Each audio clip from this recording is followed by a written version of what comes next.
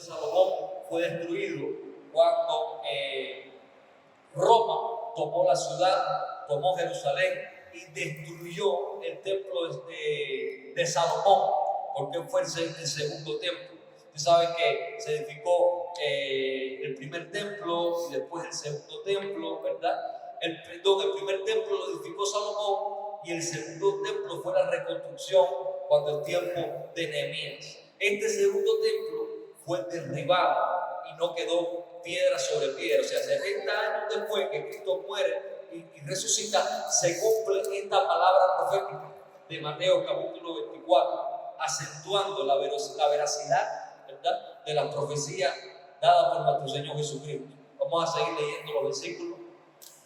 Dice: tengan cuidado de que nadie los engañe, les advirtió Jesús. Vendrán muchos que, usando mi nombre, dirán: yo soy el Cristo, y engañarán a muchos. Ustedes oirán de guerras, diga guerras, y rumores de guerras, pero procuren no alarmarse. Es necesario que eso suceda, pero no será todavía ¿qué? El fin. Se levantará nación contra nación y reino contra reino.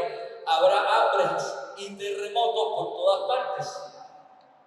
Todo esto será apenas el comienzo de los dolores. O sea, cuando vemos aquí en Mateo 24, ya nosotros vemos que estas señales que Jesús le dijo a sus discípulos ya se han estado cumpliendo.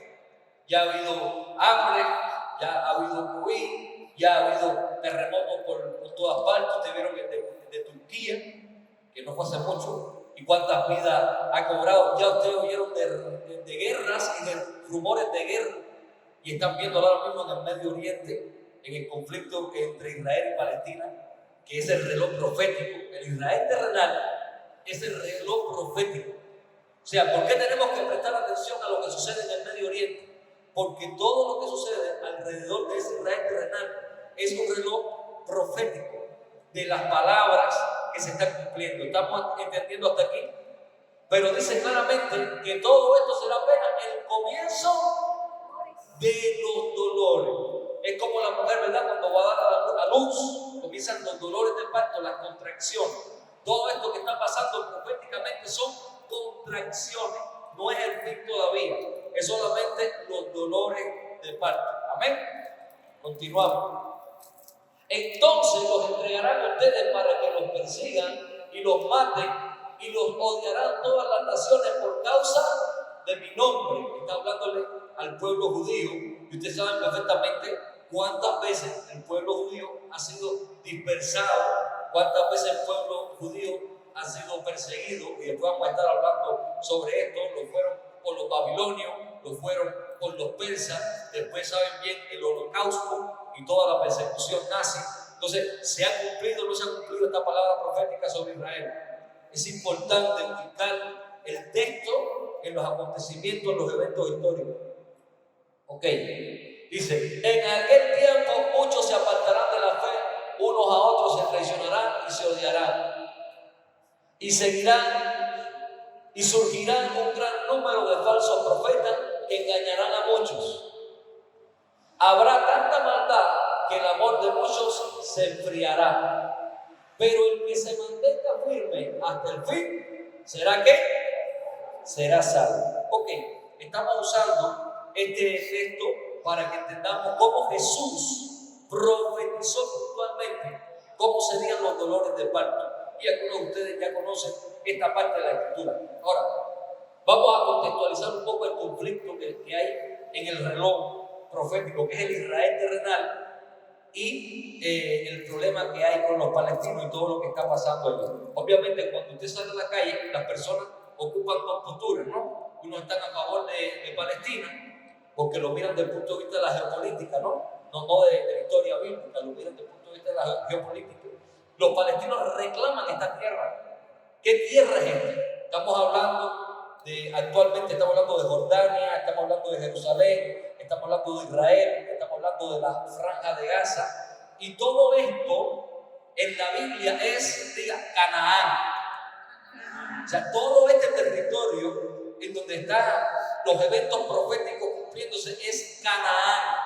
Pero cuando nosotros leemos la Escritura, Por ejemplo, si fuéramos a Génesis, vamos a ir rápido a Génesis.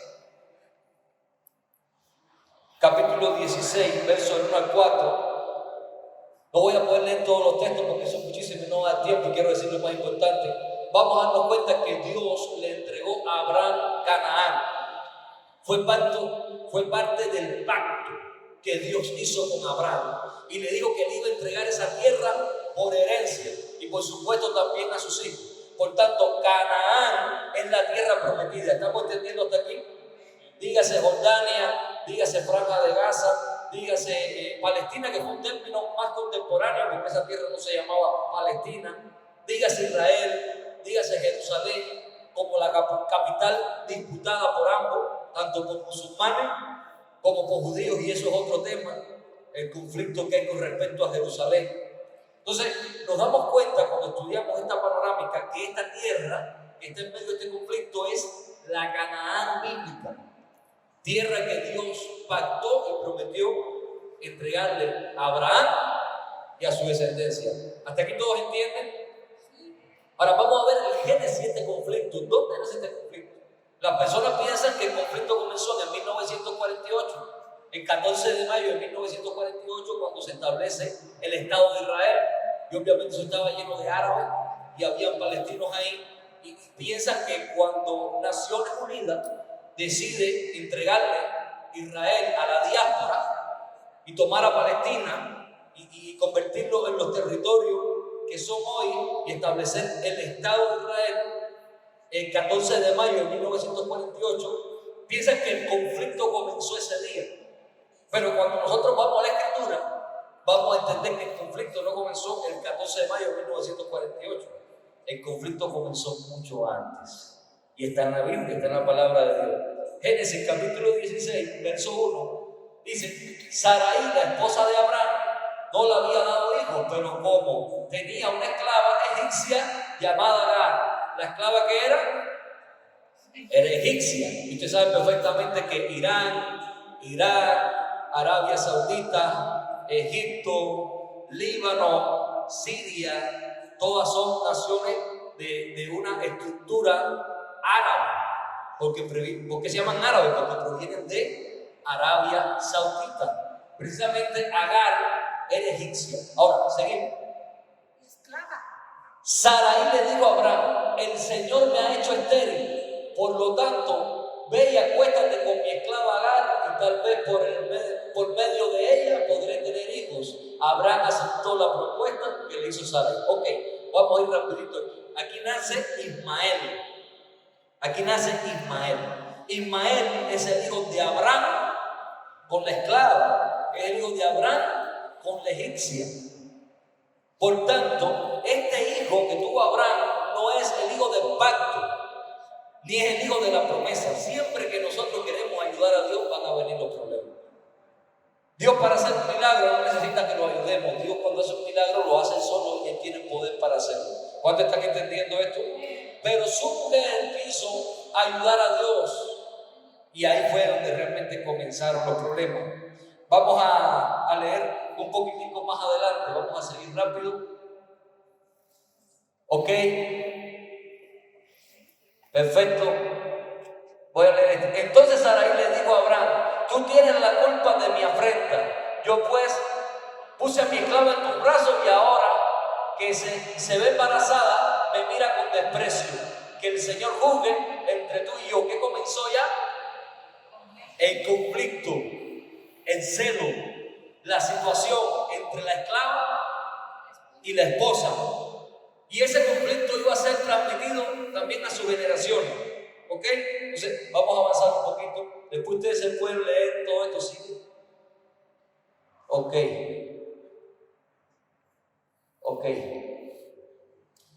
No, vete atrás. Aquí vemos ahora el ángel, se le aparece a Agar en el desierto y le dice: de tal manera multiplicaré tu descendencia que no se podrá contar. A ver si. No, ese es Azar. No, sí está bien. Como el Señor había hablado a Agar, le puso por nombre el Dios que me ve. Pues se decía: ahora he visto al que me ve. Siguiente. Por eso también el pozo que está entre Cades y Beret se conoce con el nombre de pozo del viviente que me ve. Agar le dio a Abraham un hijo a quien llamó, ¿qué? A quien llamó Ismael.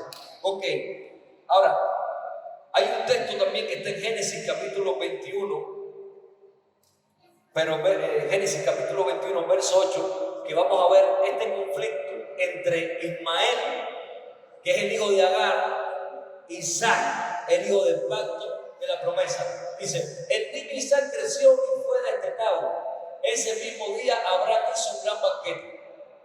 Pero Sara se dio cuenta de que el hijo de Agar, la egipcia, que le había dado a Abraham, se burlaba de su hijo Isaac. Por eso le dijo a Abraham, echa de aquí a esa esclava y a su hijo. El hijo de esa esclava jamás tendrá parte con la herencia con mi hijo Isaac. Este asunto angustió mucho a Abraham porque se trataba de su propio hijo. Pero Dios le dijo a Abraham, no te angusties por el muchacho ni por la esclava. Hazle caso a Sara, porque tu descendencia se establecerá por medio de Isaac. Ok, vamos a aterrizar todo esto que hemos leído. Todo este mundo árabe, Arabia Saudita, Egipto, Irán, Irak, Líbano, son descendientes también de Abraham. Ellos también son hijos de Abraham, pero no son el Israel, ni son hijos del pacto, ni son hijos de la promesa. Esto tenemos que entenderlo a la luz de la Escritura. Todos ellos, el mundo árabe, son los hijos de Agar, son de Ismael, son los descendientes de Ismael. Los mismos árabes lo reconocen, los musulmanes. Pero Israel es descendiente de Isaac, que es el hijo de la esposa, que es el hijo de la libre, que es el hijo del pacto. ¿Cuántos dicen amén hasta ahí? Ok, eso es muy importante que lo tengamos establecido, porque ya ahí vamos a comprender bíblicamente de dónde proviene el mundo árabe, de dónde proviene el pueblo palestino y de dónde proviene el pueblo de Israel y cuál es la palabra que carga. Son hermanos, pero no son la misma nación. Son hermanos, pero no cargan ni el mismo pacto ni la misma promesa. ¿Se está entendiendo esto hasta aquí? Ok, eso era muy importante que lo dejáramos claro. Vamos rápido a Gálatas capítulo 4, porque el apóstol Pablo habla precisamente sobre esto en Gálatas, a partir del verso 22. ¿Acaso no está escrito que Abraham tuvo dos hijos, uno de la esclava y otro de la libre? El de la esclava nació por decisión humana, pero el de la libre nació en el cumplimiento de una promesa. Ese relato puede interpretarse en sentido figurado. Estas mujeres representan dos pactos.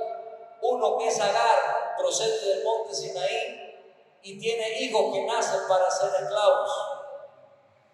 Agar representa el monte Sinaí en Arabia y corresponde a la actual ciudad de Jerusalén, porque junto con sus hijos viven en esclavitud.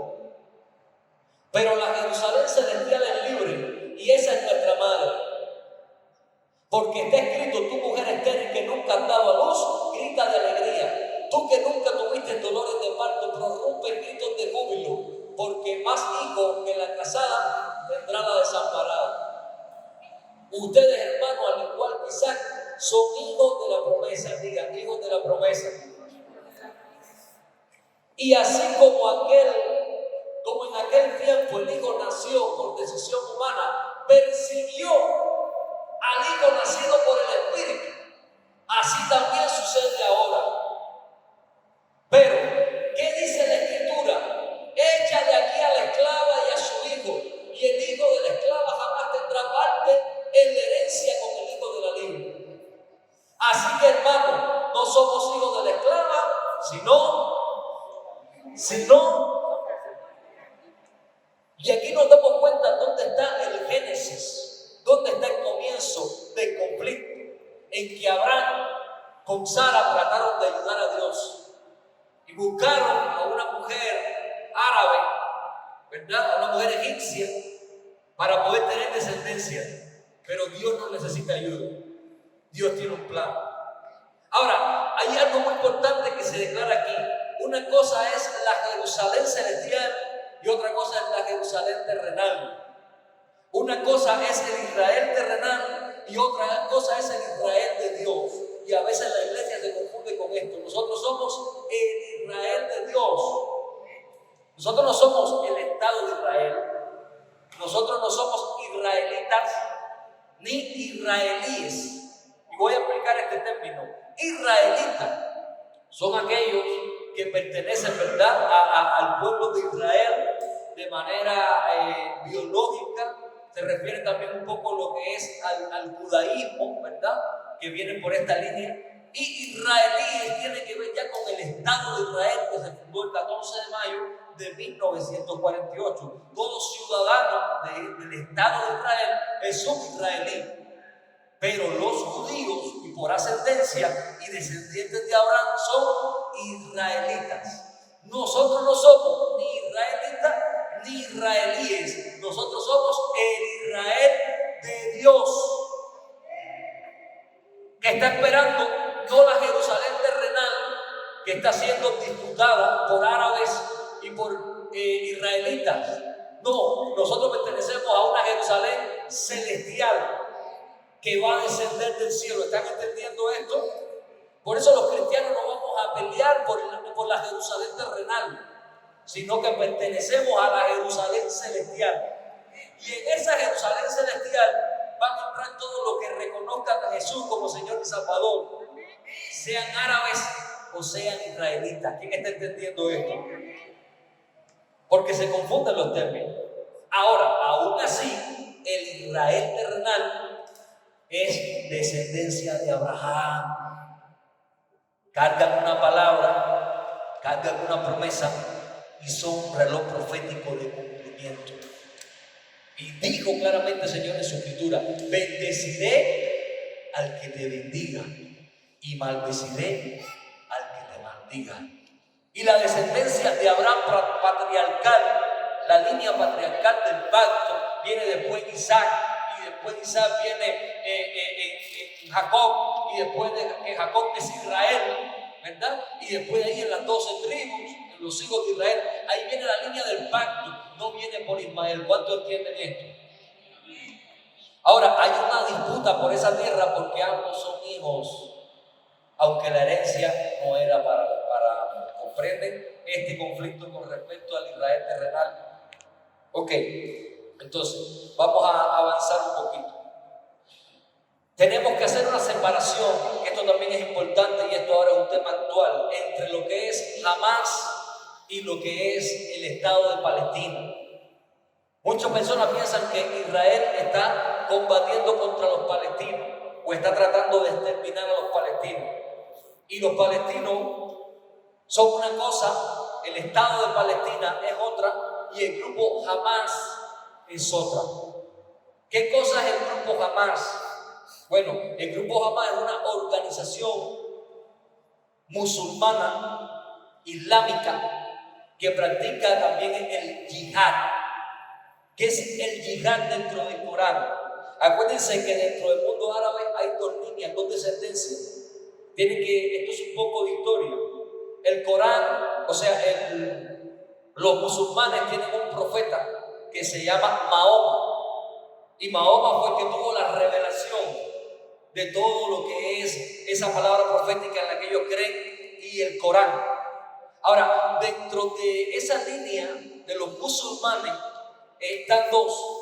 Le voy a decir las palabras exactas, los suníes y los chiitas. No todos los musulmanes tienen la misma línea, aunque todos creen en Alá, todos creen en el Corán. ¿Por qué? Porque unos creyeron que se podía establecer descendencia o gobierno por votación y otros que tenían que ser por línea biológica. Por eso, aunque hay varios grupos, los más predominantes son los suníes y los chiitas. ¿Cómo contextualizamos esto? Arabia Saudita tiene una posición suní, pero Irán tiene una posición chiita. Los chiitas son yihadistas. Y hay una parte del Corán, aunque muchos musulmanes digan que el Corán y que la religión de ellos no establece hacer cosas impropias, es real que dentro del Corán está el yihad. Y el yihad es una parte que prepara al seguidor de Alá para pelear, para matar, para pelear por la causa de Alá. Entonces, estos grupos como ISIS, estos grupos como Hamas, estos grupos practican el yihad. Por tanto, ellos hacen de matar una guerra santa, porque ellos lo están haciendo para la purificación. Es lícito que Alá les permite practicar el yihad, o sea, defenderse, atacar, son yihadistas. Por eso ven que se pueden convertir en grupos terroristas, porque son tendientes a practicar el yihad. Ahora, los suníes, los árabes suníes, los musulmanes suníes, no interpretan ni practican el yihad de esta manera, pero los árabes chiitas sí practican el yihad de esta manera. Por eso es que Irán patrocina grupos como Hamas, que controla toda la franja de Gaza, patrocina grupos como los que están en el Líbano. Y cuando digo patrocina, porque ellos tienen túneles subterráneos, más de 500 kilómetros de túneles por debajo de Palestina, la franja de Gaza. Se conecta con Egipto. Y por ahí viene todo el armamento, por ahí vienen todas las cosas. Irán los potencia. Usted sabe perfectamente que en Arabia Saudita y en Irán está el casi 50 o 60% del petróleo mundial. Por tanto, son países extremadamente poderosos. Pero en el caso específicamente de la Arabia Saudita, estaba cercano ahora a hacer pacto, a hacer alianzas con Israel. Esto era un golpe muy duro para Irán. Por eso es que se cree que este ataque que practicó este grupo de Hamas, que está controlando la franja de Gaza, que usa a los palestinos como escudo humano para decir que Israel está matando niños, que está matando mujeres, que está matando hombres. Ahora hace poquito en este conflicto se pidió por la ONU hacer corredores humanitarios. ¿Y cómo es posible que jamás se rehusó? Jamás se rehusó a hacer corredores humanitarios. Entonces nos damos cuenta que el objetivo es usar ese pueblo como escudo humano y hacer quedar a Israel delante del mundo como genocida y como invasor, porque para el mundo esa tierra de Palestina, como se llama Palestina, era de los palestinos, y el 14 de mayo de 1948 la diáspora vino. Tuvo que haber un gran éxodo de palestinos, dicen como un número inmenso, no sé, como 800,000 o cuántos fueron, que tuvieron que abandonar su lugar. Pero esto también tiene su historia. ¿Por qué? Porque cuando se establece el Estado de Israel por la ONU, el 14 de mayo de 1948, los árabes no estuvieron de acuerdo. Y más de 5 ejércitos árabes invadieron a Israel. Y es decir, que Israel tuvo que defenderse desde que se nombró Estado. Y esa pequeña nación logró vencer a 5 estados árabes que lo atacaron. Han habido varias guerras en ese lugar. Y Dios siempre le ha dado a ellos la victoria. Porque es un asunto del pacto. Es un asunto del pacto, es un asunto de la palabra. ¿Cuántos entienden esto hasta aquí? Ok, es importante porque tenemos que tener un poco de historia, ¿verdad? Hubieron 7,000 refugiados palestinos. Pero ¿qué pasó? Cuando estos 5 ejércitos árabes de alrededor fueron a atacar a Israel, le dijeron a los palestinos: salgan de ahí porque vamos a exterminar a los israelitas, le vamos a devolver a ustedes la tierra y ustedes regresen. Lo que pasó es que nunca pudieron vencer a Israel, nunca pudieron exterminar a los israelitas, y hubo un éxodo de más de 7,000 palestinos que supuestamente se quedaron sin tierra, y ellos consideran que ahora son la diáspora. Ellos consideran que los quitaron de su lugar donde ellos nacieron, la tierra de sus abuelos, porque no son capaces de entender de que esa es la tierra, ¿verdad? Israel fue dispersado por los babilonios, fue dispersado por los romanos, y cuando regresa a la diáspora, porque Dios había dado una palabra promesa, una palabra profética y una promesa, comienza el conflicto, porque entonces ya había gente, ya había palestinos, cuando ellos tuvieron que regresar a la tierra que Dios les prometió. Pero esos que estaban ahí son los descendientes de Ismael. ¿Están entendiendo hasta aquí cómo camina el conflicto? Le voy a leer rápido unos textos que encontré por aquí que afirman esta palabra profética. Por ejemplo, vamos a leer Isaías 66:8. para que ustedes entiendan que Dios prometió traer a Israel de los 4 puntos cardinales de la tierra y volverlos a establecer en Canaán, en la tierra que Dios le había prometido a Abraham, ¿verdad? A Isaac y a Jacob. Isaías 66, verso 8 dice: ¿quién ha oído cosas semejantes? ¿Quién ha visto jamás cosa igual? ¿Puede una nación nacer en un solo día? Diga 14 de mayo de 1948. Esa palabra profética que está en el libro de Isaías, ¿puede una nación nacer en un solo día? Se refiere a eso. Se da a luz un pueblo en un monte santo. Sin embargo, Sión dio a luz sus hijos cuando apenas comenzaba su dolor. Y habla precisamente de la reunificación, ¿verdad? En Canaán, en lo que algunos llamaron Palestina, pero como investiguen van a darse cuenta cuándo se le puso Palestina. Ahora mismo hay un conflicto tremendo por la ciudad de Jerusalén. Jerusalén oriental la tienen los árabes, queda en Jordania, y Jerusalén occidental queda en Israel, y lo tienen los israelíes. Y hay un conflicto tremendo, porque entonces esa ciudad es la que está siendo disputada por los musulmanes, por los árabes, está siendo disputada por Israel y también por los cristianos. O sea, es un reloj profético. Ahora, ahí donde está la mezquita, que después le voy a estar leyendo algo importante que tenía aquí, ahí donde está la mezquita, ¿verdad? Estaba el templo de Salomón.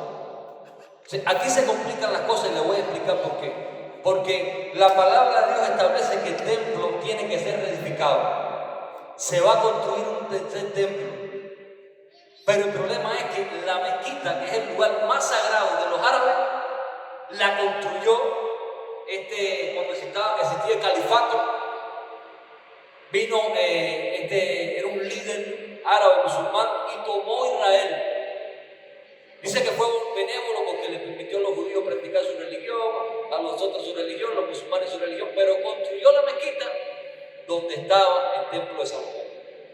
Entonces está el problema ahora, porque la palabra profética en Apocalipsis dice que el templo tiene que ser reedificado, pero para reedificar el templo hay que derribar esa mezquita. Eso agudiza el conflicto entre judíos y musulmanes, porque ahora es una pelea por el lugar que es más santo, tanto para el Israel terrenal como para musulmanes. Por tanto, todo esto que está pasando solamente es el comienzo de lo que viene. Porque la mezquita tiene que caer para que se levante el templo sobre el cual se va a erigir el anticristo. Ustedes saben perfectamente que el pueblo de Israel no reconoció a Jesús como Mesías, por tanto ellos están esperando el Mesías. El judaísmo está esperando al Mesías. No reconocieron a Jesús y si a los suyos vino, mas los suyos no lo recibieron. Que cayera el segundo templo, que no quedara piedra sobre piedra, fue parte de la consecuencia. ¿Cuántos están entendiendo esto? Por eso es que el pueblo también fue dispersado y los judíos fueron profundamente perseguidos, en este caso de manera racista, también por los nazis y por el Führer. Después de eso es que se acuerda por la ONU establecer entonces nuevamente el Estado de Israel para que se cumpla esta palabra profética. Pero en Jerusalén la ONU estableció cuando hizo el Estado de Israel que iba a ser un lugar internacional controlado por la ONU, pero ahora mismo está una parte controlada por palestinos, por árabes, y otra parte está controlada por el pueblo de Israel, y es un centro de conflicto profundo el tema de la mezquita, y tienen que pasar todas estas guerras porque el templo tiene que ser reedificado. Los judíos van a ser engañados y después de un tiempo van a darse cuenta cuando el anticristo se manifieste como anticristo y aún comience también la persecución del pueblo judío. ¿Cuántos están entendiendo esto? Debemos ser entendidos de todas estas palabras proféticas, debemos comprender. ¿Cómo se llama este lugar? Es donde está la mezquita de Omar o el domo de las rocas. ¿Han visto eso, verdad? Ahora, cuando nosotros vamos a la historia, Jerusalén fue establecida como capital de Israel. ¿Por quién? Por el rey David. El rey David, después que logra establecer la unificación, establece a Israel como capital. O sea, fue la primera capital de Israel, nunca fue la capital de otro pueblo. Jerusalén siempre fue la capital de Israel. ¿Qué pasa? Que muchas veces el pueblo palestino dice ser descendientes de los filisteos, o que ellos siempre estuvieron ahí. Pero la verdad es que habían pueblos indígenas cuando Dios le prometió esta tierra a Abraham, los cananeos. Y fue contra los que ellos tuvieron que luchar para poder tomar la tierra que Dios le prometió en pacto a Abraham. ¿Cuántos entienden esto? O sea, cuando usted tome a una persona que analiza este asunto, este conflicto, de manera superficial, o que no cree en la palabra de Dios, dice, no, yo creo en la historia, pero no creo en lo que dice la Biblia. Entonces es un conflicto, porque ellos no quieren buscar en Génesis realmente en la palabra revelada. Y aún muchas personas que buscan historia y todos los elementos que se necesitan, saben que la Biblia corresponde con respecto a lugares, a situaciones geográficas, a espacios. Dios detalló en el pacto de dónde a dónde era la tierra que le había prometido a Abraham. Está ahí en la Biblia. Por eso es que el Israel natural reclama esa tierra, porque está en la palabra y está en el pacto y están los límites. Entonces ellos reclaman como suyo lo que es de su padre Abraham. ¿Cuántos están entendiendo esto? Ok, ese es el conflicto más fuerte que hay ahí. Vamos a leer rapidito Daniel capítulo 9, verso 27, porque el tiempo está avanzando. Daniel capítulo 9, verso 27. Dice así: durante una semana ese gobernante hará un pacto con muchos, pero a media semana pondrá fin a los sacrificios y ofrendas. Sobre una de las alas del templo cometerá horribles sacrilegios, hasta que le sobrevenga el desastroso fin que le ha sido decretado. ¿De qué está hablando Daniel aquí? Está hablando de la manifestación del anticristo en el templo que se tiene que reedificar. Entonces, cuando nosotros oímos del conflicto en Jerusalén, cuando oímos del conflicto alrededor de la mezquita, yo estaba viendo una noticia que dice que los judíos ya han estado invirtiendo dinero en todas las cosas, los utensilios del templo. En el candelero de oro que tiene no sé cuántos kilogramos de oro, en la ropa del sumo sacerdote con piedras preciosas, en los objetos santos, ya tienen preparado eso. Los judíos están preparados porque ellos creen que el templo va a ser reconstruido y entonces va a venir el Mesías. Pero es en ese tiempo en que ellos van a ser engañados por el anticristo. Por eso es que dice que después de un tiempo, dice que cometerá horrible sacrilegio hasta que le sobrevenga el desastroso fin. Está hablando de eventos de cumplimiento. Pero diga, eso no es todavía. Todavía ahora estamos en dolores ¿qué? ¿Dolores qué? Ok, eso es muy importante que vayamos teniendo luz de eso. Vamos al Nuevo Testamento para confirmar esto en 2 de Tesalonicenses 2:4. Es un reto poder hablar de este tema en una sola conferencia, pero espero que por lo menos se vayan con algunos argumentos. 2 de Tesalonicenses 2:4. 2 de Tesalonicenses 2:4. Este se opone y se levanta contra todo lo que lleva el nombre de Dios o es objeto de adoración, hasta el punto de adueñarse del templo de Dios y pretender ser Dios. ¿De qué está hablando el apóstol Pablo aquí? De la manifestación del anticristo. Quiere decir que en ese templo que se tiene que reedificar, dice claramente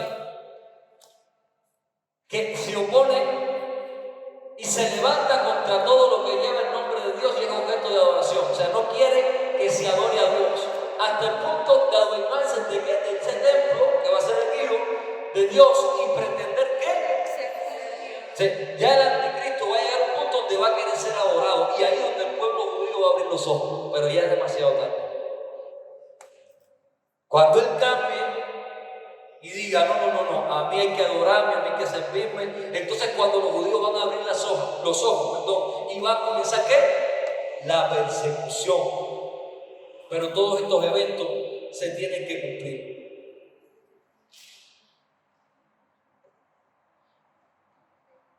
Fíjense, en el 324 Constantino le da importancia a Jerusalén como ciudad del cristianismo. ¿Pero cuándo fue eso? En el 324. Después que vienen los famosos eventos históricos de los cruzados, ¿no? O las cruzadas, donde por toda Europa habían judíos, pero ya se empezaron a ver de manera negativa, porque se empezaron a ver como que ellos habían sido los que habían matado a Cristo, como los que habían crucificado a Cristo. Por tanto, los cruzados van allá a Jerusalén y empieza toda esta persecución y toda esta matanza de judíos. Y entonces en el año 324 Constantino establece el cristianismo.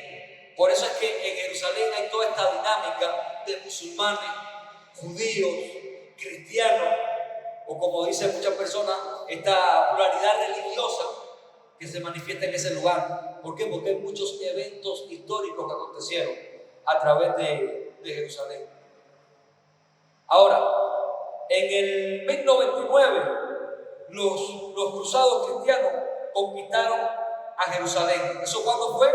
En el 1099. Pero mucho antes habían pasado otros eventos. Mucho antes había muchos hechos históricos en ese lugar. Llegaron los musulmanes, pero antes de los musulmanes ya Israel era Israel. ¿Están comprendiendo esto? No da tiempo a ver todas las fechas, pero para por lo menos tengan una idea. De 1917 a 1948 fue el mandato británico y la partición de Palestina. Jerusalén quedó como ciudad internacional bajo el control de Naciones Unidas. Después de la guerra de 1948, Israel se quedó con la parte occidental de Jerusalén y Palestina con la parte oriental. Ahora mismo en Israel hay un promedio de 9 millones de judíos, pero los judíos no están solamente en Israel. Hay muchas naciones europeas donde están los judíos, y también en Estados Unidos es uno de los países donde más judíos hay. Hay un promedio de casi 6 millones de judíos en los Estados Unidos. Por tanto, son un poco más de los que viven solamente ahí en el estado, ¿verdad?, de Israel. Esto es importante para que entiendan el cumplimiento de la palabra profética. Voy a tratar de ir terminando con este texto que está en Ezequiel 38, 1 y 2. Vamos a leerlo rapidito.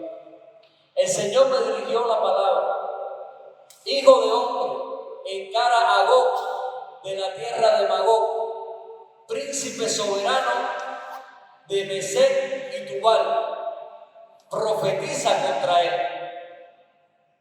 y adviértele que así dice el Señor omnipotente: yo estoy contra ti, Gog, príncipe supremo de Mesec y Tubal. Esta explicación ya sería un poco más extensa, lleva más detalle. Solamente le voy a decir que la mayoría de los teólogos coinciden en que Gog y Magog es Rusia, ¿verdad? Gog se refiere a un presidente, Magog a una nación. Y la mayoría de los eruditos, los investigadores y los teólogos entienden que esta palabra profética se está refiriendo específicamente a Rusia. ¿Qué quiere decir? Que Rusia debe atacar a Israel en tiempos de fin. Ahora, cuando usted mira el contexto actual, se da cuenta que a Israel, ¿quién lo apoya? Estados Unidos, la Unión Europea, ¿verdad?, y otras listas de países. Ahora, hay algunos que dicen que tienen una posición neutral y países que apoyan literalmente a Palestina. Pero dentro de esos países está Irán, del mundo árabe, chiita, poderoso en ejército, poderoso en armamento, poderoso en recursos, ¿verdad?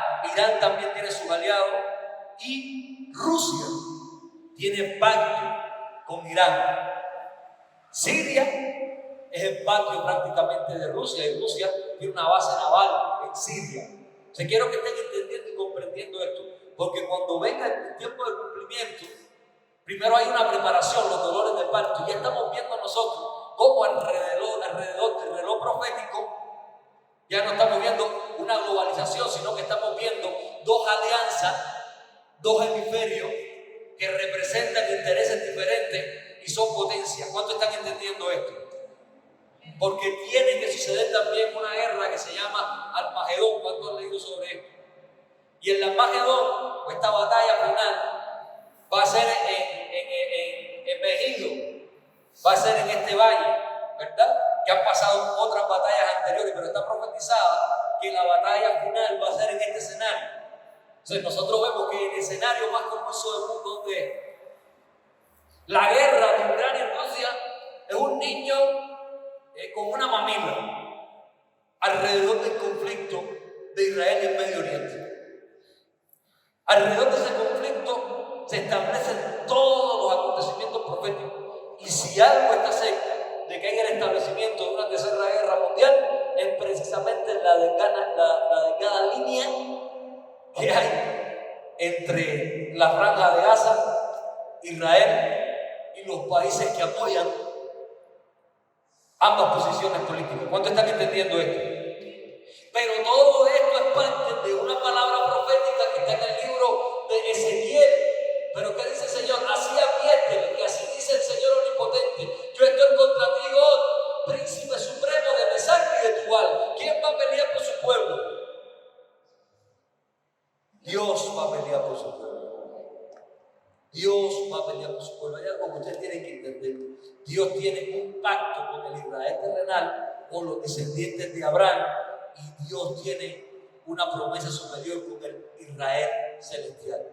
Dios no va a permitir que su pueblo sea destruido. ¿Cuántos están comprendiendo esto? Sí, cuando las personas hablan de cosas superficiales, sí, cuando Israel está bombardeando, están pasando cosas feas, es difícil comprender esto. Porque obviamente Dios no está en eso. Dios no quiere que mueran palestinos. Dice que Abraham sintió dolor cuando tuvo que despedir a Ismael. Dice que Ismael iba a ser una gran nación y se convirtió en una gran nación y una nación poderosa. Y Dios no quiere que mueran israelitas. ¿Qué padre quiere que los hermanos ambos se estén matando? O sea, Dios tampoco quiere eso. Y Dios quiere que en Cristo Jesús, tanto palestinos como israelitas, sean salvos. ¿Cuántos dicen amén? Pero tenemos que entender que esa tierra que ellos están peleando, Dios se la prometió a Abraham, a Isaac, a Jacob, que es Israel. No hay una manera legítima de luchar por eso. Algunas personas dicen: bueno, pero Israel construyó un muro y creó un bloqueo. Yo vengo a un país bloqueado. Si alguien entiende lo que es un bloqueo, que es la Guerra Fría, soy yo. No hay alimento, no hay comercio, no hay petróleo, se vive de manera precaria, los salarios son muy bajos, las personas sufren mucho. Pero ¿por qué hay un muro? ¿Por qué hay un bloqueo? Porque en la franja de Gaza quien está controlando no es ni siquiera los palestinos. Ellos son un escudo humano. Quien está controlando es Hamás. ¿Están entendiendo esto? Y esos son los mismos que hicieron este ataque, decapitaron niños, mataron civiles. Eso no fue ni una guerra, eso fue un genocidio. ¿Están comprendiendo lo que quiero decir? ¿Por qué? Porque ellos son musulmanes y ellos practican el yihad. O sea, hay que entender también la mentalidad religiosa, el credo de esos musulmanes chiitas, ¿verdad? Respaldados por Irán, y también el cumplimiento de la palabra profética, que esos grupos que están afiliados a Irán, que están afiliados a Rusia, que tienen que atacar en tiempos finales a Israel, son parte de aquellos que se levantan en contra del pueblo de Dios. ¿Usted está entendiendo esto? Son grupos terroristas como son también los grupos de ISIS. O sea, el 11 de septiembre y tantas cosas más. O sea, estaríamos hablando toda la noche, ¿no? De la manera en que ellos creen que tienen que defenderse, pero realmente es una religión. Ok, también ahí en Ezequiel capítulo 38, versos 8 y 9, ya estamos avanzando, sé que el tema está un poco denso. Dice: al cabo de muchos días se te encomendará una visión. Después de muchos años invadirás a un país que se ha recuperado de la guerra, una nación que durante mucho tiempo estuvo en ruina, pero que ha sido reunido de entre muchos pueblos en los montes de Israel. Ha sido sacado de entre las naciones y ahora vive confiado. ¿A quién se está refiriendo? A Israel, a la diáspora. que después de la Segunda Guerra Mundial, ¿verdad?, fue reunida y establecida nuevamente como nación. Próximo verso. Pero tú lo invadirás como un huracán, tú con todas tus tropas y todos tus aliados, serás como un nubarrón que cubrirá la tierra. Vamos a ir rápido ahora al verso 15 para avanzar. Dice: vendrás desde el lejano norte, desde el lugar donde habitas, junto con otros pueblos numerosos. Todos ellos vendrán montados a caballo y serán una gran multitud y un ejército ¿qué? Poderoso. Verso 16. En los últimos días atacarás a mi pueblo Israel y como un nubarrón cubrirás el país. Yo haré que tú, Gog, ¿verdad?, refiriéndose a Rusia, vengas contra mi tierra para que las naciones me conozcan y para que por medio de ti mi santidad se manifieste ante todos ellos. ¿Qué está prometiendo el Señor? En esa última batalla Él se va a manifestar. Que en esa última batalla Él va a venir. Ahora escuchen bien esto. La iglesia no va a participar ni de la gran tribulación ni de la batalla de Armagedón. ¿Están entendiendo esto? La iglesia va a participar en medio de todo ese tiempo de las bodas del Cordero. Por eso es importante saber de esto, porque esto estaba en la película, ¿no? Y cuando levantan el templo y el anticristo y el falso profeta, y tú te imaginas en Rusia. No, la iglesia va a estar donde paralelamente en la boda del Cordero, festejando ahí en una dimensión celestial. Por eso es que tú y yo tenemos que estar apercibidos. Por eso que tú y yo tenemos que estar alineados con Dios, porque el Señor viene por su pueblo. Y si nosotros no queremos participar de todos estos eventos nefastos, tenemos que irnos con Cristo, que es lo que Él quiere y tiene para su iglesia. ¿Cuántos dicen amén? Si van a quedar en algunos, tal vez, pero nosotros no queremos ser de eso, queremos ser levantados y no tener que vivir ninguna de estas cosas. Ahora alguna gente es tan escéptica, como creen, pero cuando suceda, ya va a ser demasiado tarde. Pero entonces el arrebatamiento es en este instante. Es mucho antes. Es mucho antes. Después del arrebatamiento, después que la iglesia sea levantada, entonces que tienen que acontecer muchas de estas cosas que les he explicado hoy. Pero ya estamos viendo los dolores de parto. Entonces, ¿qué tenemos que hacer? Apurarnos a ganar almas, apurarnos a hablar de Cristo a las personas, nosotros mismos alinearnos con el Señor, para cuando la iglesia sea levantada, nosotros no tengamos que vivir ninguna de estas cosas. ¿Cuántas personas el Señor no quería que estuvieran esta noche aquí oyendo esta palabra? Ustedes son inteligentes, ustedes son apercibidos, ustedes son como las 5 vírgenes que llenaron su lámpara de aceite, ¿verdad? Pero cuánta gente hoy está entretenido, afanado en las cosas de este mundo, sin darse cuenta que todo eso se va a quedar y que Cristo viene. Denle un fuerte aplauso ahí al Señor. Aleluya. Rapidito, Apocalipsis capítulo 20. Vamos a leer a partir del verso 7 en el libro de Revelaciones. Algunos a veces se les complica. Dice: cuando se cumplan los 1000 años, Satanás será liberado de su prisión y saldrá para engañar a las naciones que están en los 4 ángulos de la tierra, a Gog y a Magog, a fin de reunirlas para la batalla. Su número será como el de la arena del mar. Marcharán a lo largo y a lo ancho de la tierra y rodearán el campamento del pueblo de Dios, la ciudad que él ama, pero caerá fuego del cielo y los consumirá. ¿Y los consumirá? Ok, nos damos cuenta, ¿verdad?, que también en Apocalipsis está hablando de lo mismo que está hablando de Ezequiel, capítulo número 48. Estamos viendo que la revelación de esta batalla final y el ataque de Rusia le fue revelado a Ezequiel, pero también le fue revelado a Juan en la isla de Patmos, ¿verdad?, mientras escribía el libro de Apocalipsis. Entonces, todo este escenario global es impresionante porque nos damos cuenta cómo se está armando el rompecabezas, pero de una manera tan precisa como la Biblia lo describe, y se está cumpliendo todo lo que los profetas escribieron en la palabra hace miles de años atrás. ¿Cuánto le dan un fuerte aplauso al Señor por eso? Diga, ahora estamos en principio de tiempos de dolores. Solo principio de tiempo de dolores.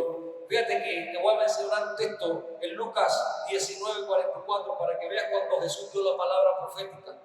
Es hermoso esto, hermano, cómo la palabra se cumple.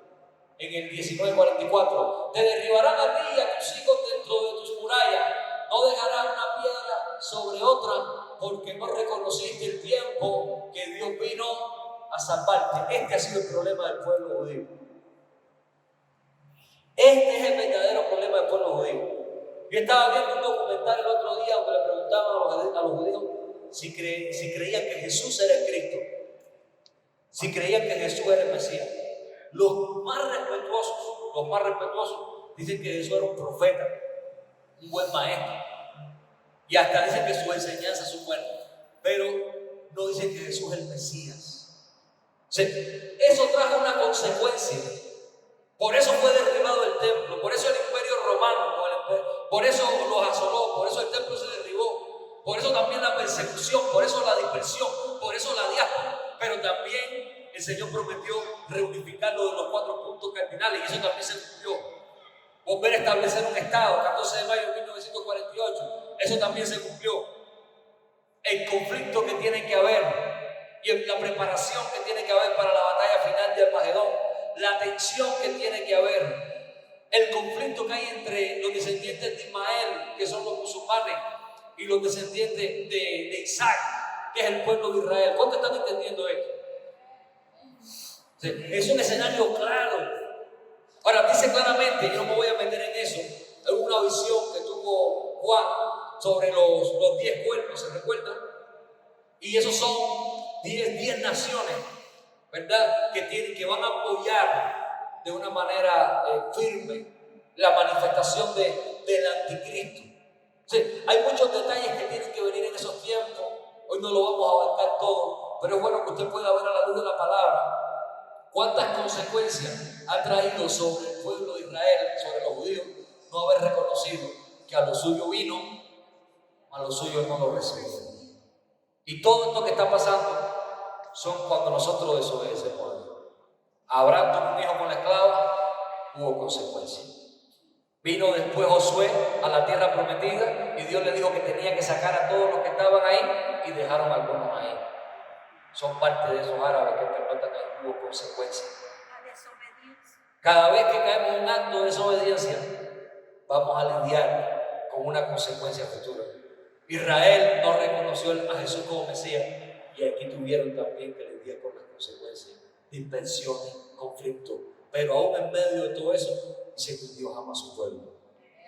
Y Dios va a cumplir lo que ha prometido, tanto con el Israel terrenal como con la iglesia, que es el Israel espiritual. ¿Cuánto le dan un fuerte aplauso al Señor?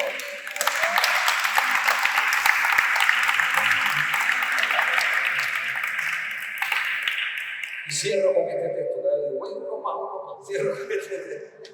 Apocalipsis 19:11, porque habla precisamente de la venida. Apocalipsis 19:11 dice: luego vi el cielo abierto y apareció un caballo blanco. Su jinete se llama Fiel y Verdadero.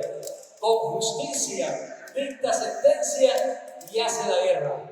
¿Qué significa? Cuando venga la manifestación de Cristo en la segunda venida de Cristo. Las personas piensan que la segunda venida de Cristo es el levantamiento de la iglesia. No, cuando la iglesia sea levantada, Cristo no va a ser visto de manera visible.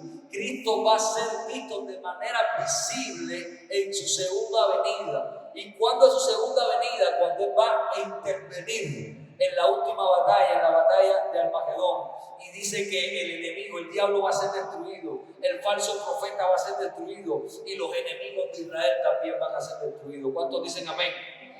O sea, esa es la segunda venida de Cristo. ¿Por qué? Porque después se debe establecer lo que es el milenio o el reino milenial. Y ahí es cuando la iglesia va a participar, ¿verdad? Cuando ya venga el milenio o el reino milenial. Pero esto también es otro tema y otra conversación. Amén. Entonces, toda la nación de Israel va a conocer al Mesías. Ellos, los que dijeron que Jesús no era el Cristo, Cuando venga la manifestación visible en su segunda venida, dice que todo Israel entonces de manera visible, sean los judíos, sean mesiánicos o no mesiánicos, ortodoxos, van a reconocer que Cristo es el Señor y ante Él toda rodilla se postrará. No lo reconocieron en su primera venida, pero lo van a reconocer en su segunda venida, porque se va a manifestar de manera visible. Entonces todos ellos van a poder reconocer que Jesús es el Señor, porque Él es quien pelea por Israel y Él es quien vence a sus enemigos. ¿Cuántos dicen amén? ¿Cuántos dicen amén? Ok. De todas maneras, después le voy a estar subiendo. Le voy a estar subiendo un escrito un poco más profundo, con más detalle, porque lo normal después de esta conferencia es que usted tenga más preguntas de las que tenía antes de que llegó, ¿sí o no? Porque son muchos eventos, son muchos detalles. Hay una clase que tenemos en la Academia del Reino, el módulo número 2, donde hablamos de eventos futuros. Voy a estar subiendo esa clase también para que la puedan estudiar, está muy completa, y añadirle un poco de investigación de lo que está pasando actualmente. Es un tema complejo, pero vale la pena estudiarlo, vale la pena entenderlo, vale la pena tener respuestas, sobre todo que la iglesia esté preparada para un tiempo de cumplimiento. Esto no debe ser para nosotros motivo de preocupación.